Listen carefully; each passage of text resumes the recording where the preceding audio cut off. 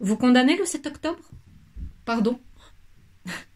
Ne retournez pas la question, tout ce que je vous demande c'est d'y répondre. C'est très simple, est-ce que vous condamnez oui ou non le 7 octobre? Désolée, mais je ne comprends pas cette question. Non, là vous faites semblant de ne pas comprendre la question, mais vous êtes obligé d'y répondre, vous êtes obligé. Donc, je reprends, est-ce que vous condamnez le 7 octobre? Oui ou non? C'est simple comme question. Est-ce que vous condamnez le 7 octobre? Oui ou non? Encore une fois, je suis désolée d'avoir autant de mal à isoler un élément sans tenir compte des autres auxquels il est quand même étroitement lié. Avant le 7, il y a eu un 6, non? Avant le 6, il y a eu un 5, non?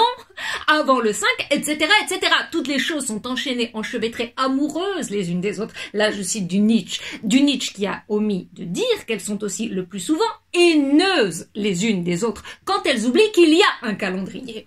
On garde son sang-froid. Là, ce qui est en cause, c'est ce qui s'est passé le 7 octobre. La cause de la cause. Voilà ce qui est en cause. Moi, je sais quoi, mais vous, est-ce que vous savez pourquoi? Est-ce que vous vous êtes demandé pourquoi? Il n'y a pas de fumée sans feu. Mais oui, mais le problème, c'est que le feu est toujours mis par les mêmes, hein. Donc bien sûr qu'il y a un avant et un après, moi je suis d'accord. Avant le 7 octobre, il y a eu le 13 novembre, et puis après le 7 octobre, il y a eu le 22 mars. C'est triste. C'est triste. C'est tout ce que vous trouvez à dire pour décrire la menace islamiste. Je veux parler de cette guerre de religion qui ne dit pas son nom et qui est une guerre de tous contre l'islam. Attention, contre les islamistes. Parce que vous distinguez entre islamistes et musulmans.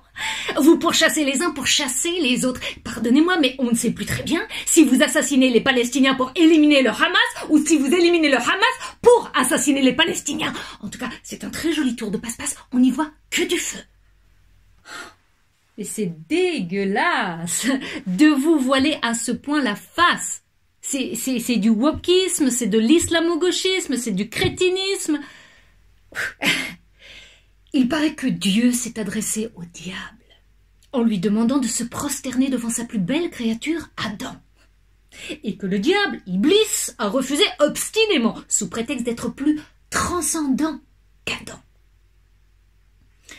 Alors question, pourquoi Dieu ne l'a pas puni alors qu'il a le pouvoir de le faire? Eh bien, réponse, parce qu'il l'a créé libre. Libre de dire